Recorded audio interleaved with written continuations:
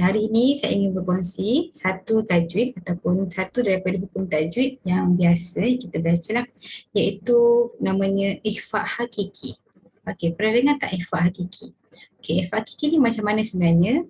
Mungkin ada di antara kita tahulah dan dah menguasai cara bacaan ikhfa hakiki, tapi dalam video ini kita nak tengok satu-satu untuk mengetahui cara bacaan ikhfa hakiki yang sebenar dan juga huruf-huruf ikhfa hakiki. Perbezaan antara menyebutkan huruf-huruf ikhfa hakiki. Saya akan bahagikan isi kandungan video ini kepada beberapa bahagian. Okey, cuba lihat di ruangan share saya. Okey, iaitu yang pertama, hari ini kita masuk kepada hukum tajwid ikhfa hakiki. Okey, kita tahu jugalah ikhfa hakiki ni ada dua jenis. Ikhfa ni ada dua jenis. Yang pertama ikhfa hakiki dan juga satu lagi ikhfa syafawi. Okey, hari ini kita fokus pada ikhfa hakiki saja dan perbincangan saya memasuki yang pertama nama dia. Yang kedua tanda. Yang ketiga huruf-huruf ikhfa hakiki. Huruf-huruf ikhfa. Dan yang terakhir masuk kepada contoh bacaan untuk ikhfa hakiki. Maksud ikhfa ni ialah samar-samar ataupun sembunyi. Ikhfa ialah sembunyi. Sembunyi. Hakiki adalah hakikat ataupun yang sebenarnya lah. Okey, yang sebenar hakikatnya, yang sebenar, yang sepenuhnya. Jadi berkaitan dengan bacaan kita, kita nak masukkan bacaan kita ni secara sembunyi yang sebenar. Okey, maksudnya macam mana? Okey, ulama tajwid memudahkan kita untuk memahami cara membacakan ikhfa hakiki adalah di antara bacaan izhar dan juga bacaan idgham. Okay, boleh rujuk dalam video sebelum ni, Ustazah ada kongsikan bacaan idgham dan juga bacaan izhar. Okey, maksudnya macam mana? Di antara bacaan izhar dan bacaan idgham adalah bacaan ikhfa. Okey, sebelum kita masuk cara detail dengan bacaan-bacaan ikhfa ni, kita lihat dahulu pada seterusnya. Kita masuk dahulu pada seterusnya tanda-tanda ikhfa ataupun tanda-tanda bila kita tahu bacaan ikhfa. Okey, saya padam dahulu pada guna tanda. Okey, dua adalah tanda, saya gunakan warna biru. Okey, tanda ikhfa. Okey, jika kita tahu ataupun pernah belajar sebelum ni, pelajar akademik khususnya dah mengetahui bahawa tanda-tanda untuk kita kenal pada bacaan yang memasukkan bunyi ialah iaitu tanda tanwin yang tak selari. Okey, tanwin tak selari ni ada tiga bentuk lah, tanwin nganga, tanwin senyum dan tanwin 99. Okey, boleh tengok sekali lagi. Tanwin nganga yang pertama satu atas satu bawah, dia tak selari. Kemudian yang kedua tanwin senyum satu atas satu bawah. Dan tanwin muncung untuk bacaan muncung bentuk dia adalah tanwin 99. Okey, ini tanda pertama golongan tanwin tak selari. Okey, kena ingat sikit tanwin tak selari. Dan yang kedua adalah huruf nun tidak bertanda. Dia nun mati. Dia tidak bertanda. Okay, ataupun kita panggil nun kosong. Okay, nun kosong. Di atasnya tiada tanda apa-apa. Tapi kita baca dengan bacaan yang mati. Okay, saya keluarkan contoh lah. Okay, pada contoh untuk ini saja kita nampak tanda. Saya gunakan warna hitam. Okay, pada nun. Okay, contoh begini. Okay, kalimah ini. Okay. Barisnya begini. Al-insani. Pada kalimah ini terdapat nun tidak bertanda, iaitu huruf nun bacaan yang mati tapi tidak bertanda lah, dibacakan secara ikhfa juga. Okay, berjumpa dengan huruf apa sebelahnya ni? Nanti kita senaraikan lepas ni. Okay, contoh yang bacaan tanwin pula. Okay, contoh untuk bacaan tanwin saya gunakan warna hitam juga. Okay, yaum ma'idin.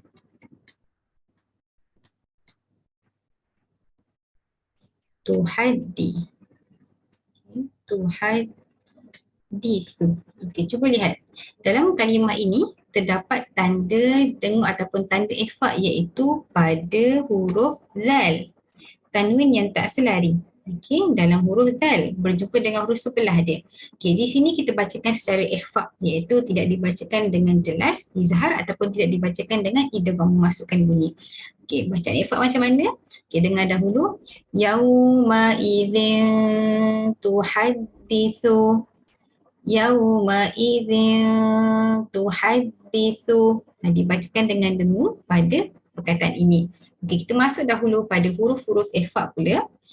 Okey, huruf-huruf ikhfa ada 15. Okey, sebelum tu saya bersihkan dahulu.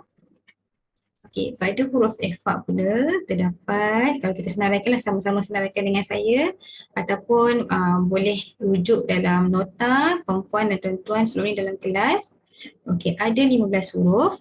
Antara huruf-huruf ikhfa ataupun huruf yang paling banyak sekali. Okey, saya gunakan warna biru.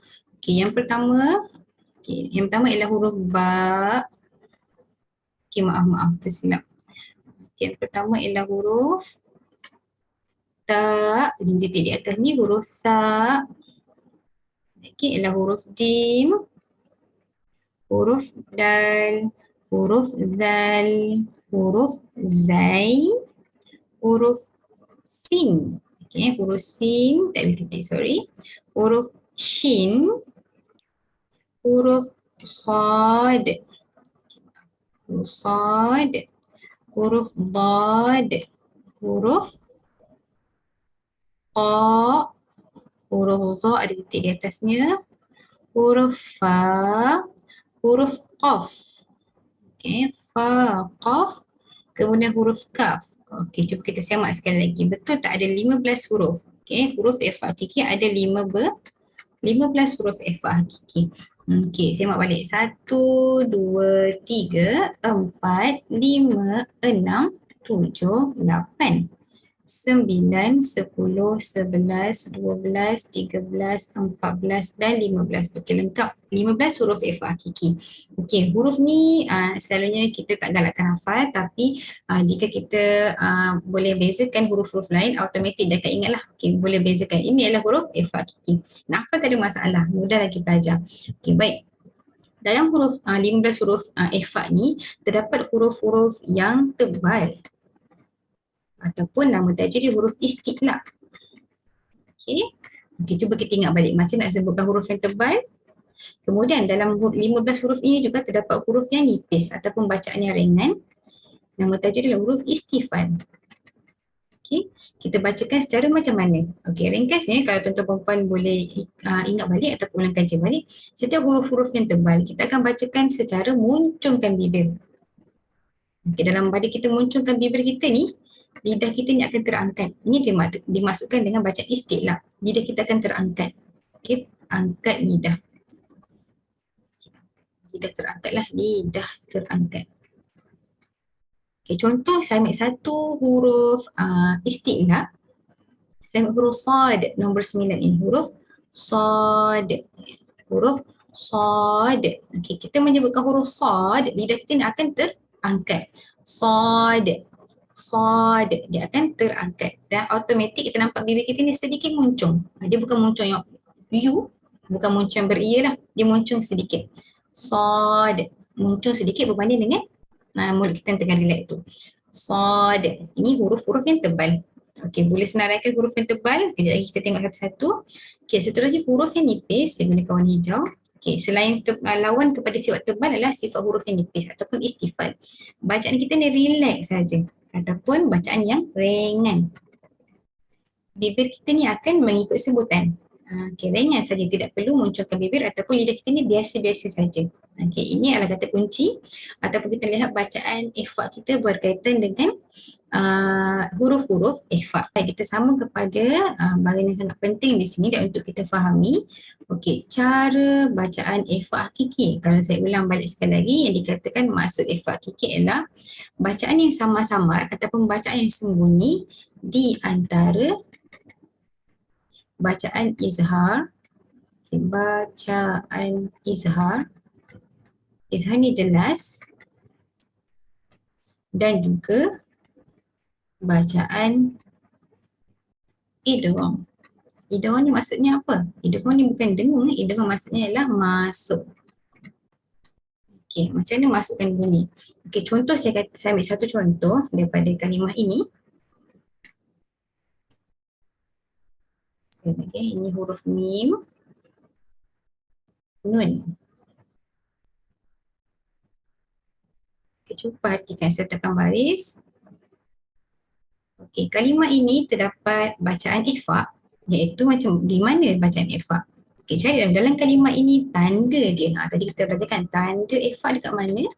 Okey, kalau dalam kalimah ini ada nun kosong ataupun nun tidak bertanda, okay, ini bacaan ikhfa, okey dah nampak. Kemudian kita nak baca bacaan ikhfa ni berkaitan dengan huruf tadi kita senaraikan. Cuba lihat huruf di sebelahnya pula huruf apa? Okey, di sebelahnya ialah huruf, di sini ialah huruf sa. Okey, huruf sa kita sebutkan sa, kena jelirkan lidah. Okey, ini berkaitan dengan makhraj dia, jelirkan lidah. Sa. Ini pun di sini huruf sa dia berbaris nganga. Sa, nganga bunyi sa. Okey, dengung di sini kita bunyikan, minta maaf, untuk membacakan ikhfa di sini dengung yang samar-samar bunyi dia begini. Tidak dibacakan okay, di antara bacaan jelas, bacaan izhar dan bacaan idgham. Maksudnya begini, kalau baca dengan jelas, okay, yang pertama ni bunyi jelas, dengar bacaan jelas ialah man saqulat, man saqulat. Saya menjelaskan bunyi nun yang mati sebab dia mati kan. Man saqulat, man saqulat, bunyi man. Itu dikatakan bacaan jelas. Okay, kalau saya baca dengan bacaan idgham memasukkan bunyi. Okay, saya gunakan nombor 2. Cuba lihat belah kiri. Okay, bunyi saya masuk bunyi terus pada sa ni ialah masakulat. Masakulat. Saya masukkan pada huruf sa. Iaitu saya masuk terus jelir lidah. Saya matikan bunyi nun kat sini ataupun saya hilangkan bunyi nun. Okay, bunyi mas. Okay, jadi di antara bunyi man dengan bunyi mas ataupun saya membunyikan sa terus, kita mengambil bacaan tengah-tengah di antara, kita sembunyikan bunyi nun, kita masuk kepada huruf sa. Bunyi yang macam mana? Kita cuba dengar, saya gunakan warna hijau. Okey, bacaan tengah-tengah. Ma saqulat, ma saqulat. Okey, perhatikan lidah saya dan dengar bacaan saya. Ma saqulat. Okey, saya bunyikan begini. Okay, kataan begini. Saya tuliskan di sini warna hijau Ma, asalnya bunyi mim nganga bunyi ma. Okay, man untuk membunyikan dengung ataupun ikhfa di sini, bacaan ikhfa yang sama-sama ma, ma. Okay, bunyi ma sebab ada kaitan dengan hidung, bunyi hidung. Kemudian kita dah bersedia menyebut huruf sa, iaitu jelirkan lidah. Okay. Perhatikan lidah saya. Dalam pada dua harakat saya membunyikan ma, dah pergi kepada, lidah saya dah pergi kepada tempat keluarnya iaitu bahagian jelirkan lidah. Ma saqulat, ma saqulat. Saya tak bacakan man dan saya tak bacakan mas. Kita baca di antara tengah-tengah. Itu dikatakan bacaan yang samar-samar di antara bacaan. Okey, kita ambil kata kunci untuk bacaan ikhfa ni ialah samar-samar. Ini cara bacaan yang pertama, kita dah tahu cara bunyi dia. Okey, yang kedua, untuk bacaan ikhfa ni kena baca secara dua harakat. Okey, dua harakat. Harakat ni semua faham ya, harakat ni ialah kadar panjang. Okey, dua harakat ataupun kadar bacaan panjang kita ni ketika membunyikan, ketika memasukkan bunyi huruf yang sama-sama. Ma saqulat, ma saqulat. Kita bacakan dengan dua harakat. Okey, itu cara bacaan ikhfa hakiki. Okey, tetapi untuk bacaan ikhfa hakiki ni kita ada banyak huruf, betul tak? Kita ada tadi dah senaraikan 15 huruf ikhfa hakiki. Okey, dalam 15 huruf ikhfa hakiki tadi kita tahu ada huruf yang tebal, ada juga huruf yang nipis. Okay, jadi dengung kita ataupun cara kita memasukkan bunyi dengung samar-samar ini ialah dengan cara mengikut huruf tersebut sama ada tebal ataupun nipis. Saya ambil satu lagi untuk kita mengukuhkan kefahaman kita dalam bacaan ikhfa kat sini.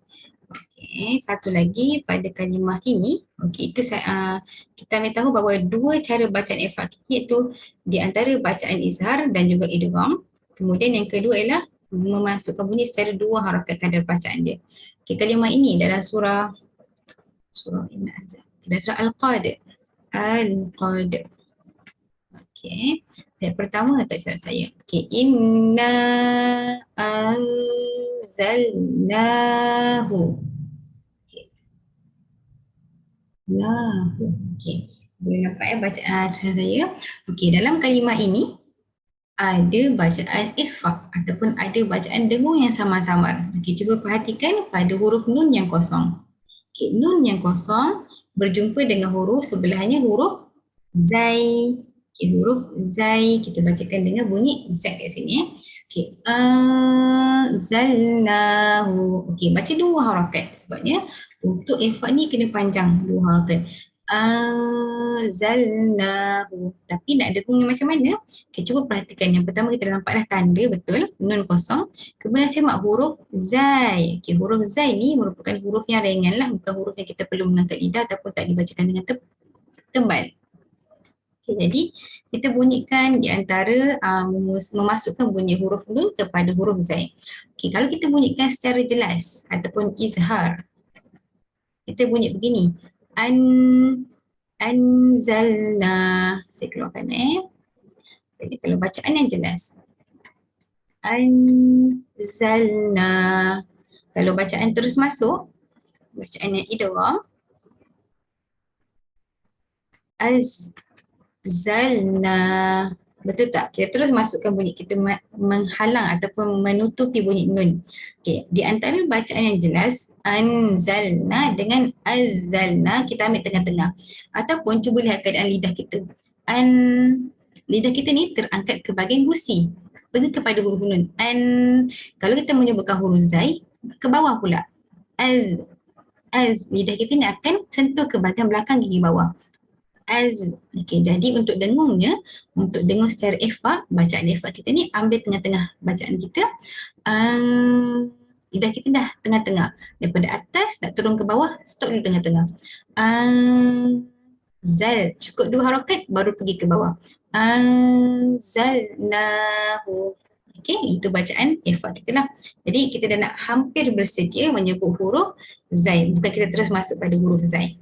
Okey, ini dengung ataupun bacaan secara ikhfa hakiki.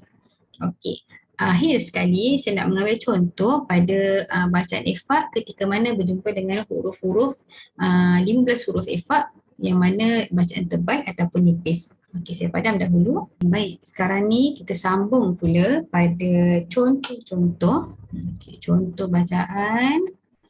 Okey, contoh bacaan ikhfa kepada huruf-huruf. Ini saya tak senaikan semualah, tak senaikan 15 huruf. Cuma saya keluarkan mengikut huruf yang tebal. Cuba lihat pada huruf yang tebal ataupun namanya istilah.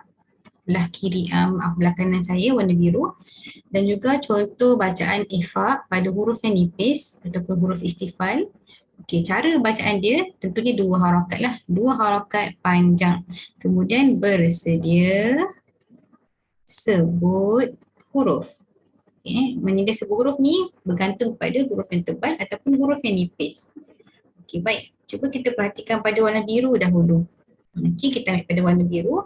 Setiap huruf-huruf yang tebal, kita akan membacakan huruf tersebut dengan keadaan yang terangkat. Lidah terangkat, minta maaf. Lidah terangkat. Macam mana dia kita akan terangkat dan bibir akan dimuncungkan sedikit. Okey, cuba cari dalam surah At-Tariq ni, surah Tariq. Okay, ayat 5. Selepas tanda ikhfa, iaitu selepas tanda dengung nun, iaitu nun tidak bertanda, nun kosong, berjumpa dengan huruf dha. Okey, nak bunyikan huruf dha ni macam mana? Kita kena munculkan bibir. Dha. Lidah kita ni akan sentuh di bahagian hujung gigi. Dha, dibunyikan begitu Okey, jadi di sini huruf dha bacaan muncung, bunyi dhu. Dhu kebetulan memang muncung Okey, yang contoh kedua, kita keluarkan lalu huruf yang istilah ataupun huruf yang tebal selepas tanda dengung. Contoh kedua di bawah ni. Tanwin tak selari nganga berjumpa dengan huruf sad. Okey, huruf sad kita bunyikan dengan keadaan tebal ataupun munculkan bibir. Sad. Sad. Lidah kita akan terangkat. Okey. Macam mana kita nak bunyikan dengung pada huruf-huruf begini? Cuba lihat yang pertama. Okey, di belah atas selalunya saya kongsikan ataupun saya berikan contoh pada huruf nun yang tidak bertanda. Di bawah ini huruf yang ada tanwin. Contoh yang ada tanwin. Okey, pada contoh pertama, selepas nun kosong, saya gunakan warna ni lah. Selepas nun kosong berjumpa dengan huruf za, dibacakan dua harakat dan bersedia menyebut huruf tersebut. Huruf yang tebal, huruf za, bunyi zu kat sini. Okey, bacaan kita ialah fal yang duri, fal yang duri. Kalau saya buat slow motion, fal yang duri. Kita slow-slow nak pergi kepada muncul bibir tu. Okey, bacaan dia sekali lagi. Fal yang duri. Yang pertama. Okay, yang kedua, pada contoh tanwin tak selari pula, saya ambil satu contoh daripada nganga, bacaan nganga. Okay, kali yang ini, fa, alif, tanwin nganga berjumpa dengan huruf sad. Okay, bunyikan macam mana untuk bacaan ikhfa. Sofa, sofa, dua harakat Sofa, sofa, sofa, sofa. Kalau bacakan dengan slow-slow. Okey, daripada bunyi fa, sofa. Okey, boleh. Sofa, sofa. Bacaan yang begitu. Kita bersedia nak menyebut huruf seterusnya. Tapi bergantung pada huruf yang tebal ataupun nipis. Okey. Jika dah masuk pada huruf yang tebal ataupun huruf istilah, kita masuk pula kepada contoh bacaan ikhfa untuk huruf-huruf yang nipis di sebelah kiri saya ataupun warna merah ni. Okey, saya gunakan warna kuning juga, tapi kita masuk dahulu. Apa dikatakan huruf yang nipis? Nama tajuk dia adalah huruf-huruf istifal. Okey, macam mana keadaan kita nak menyebut huruf pula? Lidah kita akan terletak. Okey, kita baca dengung tu ataupun baca ikhfa tu dengan lidah terletak. Mengikut baris dan bibir kita ni relax saja. Okey, contohnya macam mana? Okay, dalam kalimah ini ada huruf ikhfa ataupun tanda bacaan ikhfa, nun tidak bertanda, nun kosong berjumpa dengan huruf sin. Huruf ikhfa juga tadi dah serangkan 15 huruf. Bacakan dengan nipis. Macam mana? Okey. Saya ambil bacaan ini ialah al. Okay, ini bacaan al. Al-insana. Al-insana. Okey, kita pergi kepada huruf sin saja. Maksudnya tak perlu kita muncul sebab lidah kita ni relax dan mengikut pada sebutan kita. Bersedia dua harakat dan bersedia menyebut huruf tersebut, huruf sin. Huruf sin kita akan pergi kepada bahagian bawah. Al-insana. Dua harakat. Okay, bukan bunyi ing saja, bukan ingsa, salah. Insana. Dibunyikan dengan begitu. Okay, contoh kedua pada di bawah ini adalah tanwin. Di atas adalah huruf nun, di bawah adalah bacaan tanwin. Okay, dalam kalimah ini, yauma idzin. Pada bacaan ikhfa pada huruf zal, tanwin tak selari bawah ataupun tanwin tak selari nganga berjumpa dengan huruf ta, huruf istifal ataupun huruf yang ringan. Kita bacakan dengan dua harakat dan bersedia menyebut huruf tersebut. Macam mana? Yauma idzin tuhadditsu, yauma idzin tuhadditsu. Okay, then tuhaddisu. Ketika menyebutkan huruf zal, kita dah masukkan sama-sama secara sembunyi kepada huruf ta. Then tuhaddisu. Okay, dengung yang begini. Okay, ini adalah beberapa contoh untuk di antara huruf-huruf ikhfa. Banyak lagi kalau kita keluarkan satu-satu. Okay, boleh juga kita perhatikan bacaan kita dan cuba semak bacaan kita. Yang penting tuan-tuan dan puan-puan kena kuasai cara bacaan ikhfa ni seperti begini, iaitu bacakan dengan dua harakat dan bersedia menyebut huruf tersebut bergantung pada huruf yang tebal ataupun huruf yang nipis. Itu sahaja untuk cara membacakan ikhfa ini sangat senang kalau kita dah faham. Okay, saya boleh saya clearkan dahulu. Okey, untuk bacaan ikhfa ni tuan-tuan boleh juga keluarkan contoh, ambil satu bacaan yang senang. Okey, saya boleh kongsikan tips. Okey, satu bacaan senang. Okey, ambil satu contoh. Hamzah nganga berjumpa dengan nun kosong. Okey, keluarkan tanda pada huruf-huruf yang huruf-huruf ikhfa.